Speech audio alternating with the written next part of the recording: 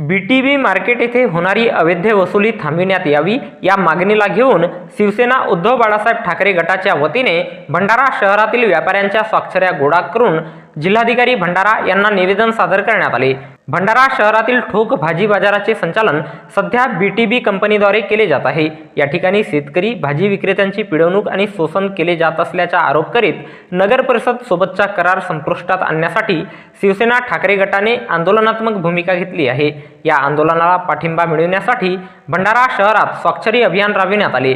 नगर परिषद सोबतचा करारनामा पुन्हा न वाढविता रद्द करण्यात यावा या मागणीच्या समर्थनार्थ शिवसेना उद्धव बाळासाहेब ठाकरे गटाच्या वतीने भंडारा शहरात वेगवेगळ्या ठिकाणी स्वाक्षरी अभियान राबविण्यात आले आणि दिनांक 1 जुलै 2024 रोज सोमवारला दुपारी 4 वाजता शिवसेना ठाकरे गटाच्या वतीने व्यापाऱ्यांच्या स्वाक्षऱ्यांचे निवेदन जिल्हाधिकारी भंडारा यांना देण्यात आले।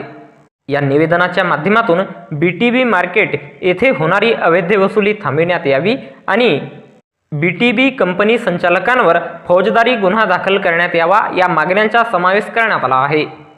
यावेळी शिवसेना ठाकरे गटाचे भंडारा जिल्हा प्रमुख संजय रेहपाडे, विधानसभा प्रमुख नरेंद्र पहाडे, वाहतूक सेना जिल्हाध्यक्ष मनीष सोनपुसरे, तालुका प्रमुख ललित बोंद्रे, शहर प्रमुख आशिक चोटे, सुधीर उरकुडे, राकेश आगरे, चित्रगंधा सेलोकर, विनोद डहारे, टोमदेव तितिरमारे, आकाश माडवे, बालकदास परतेती, गोपीचंद गोमासे, सुनील नागपुरे, गंगाधर निंबारते, आशिष गणवीर, अनमोल मेश्राम, रणजित खंडाडे आणि अनेक शिवसैनिक उपस्थित होते।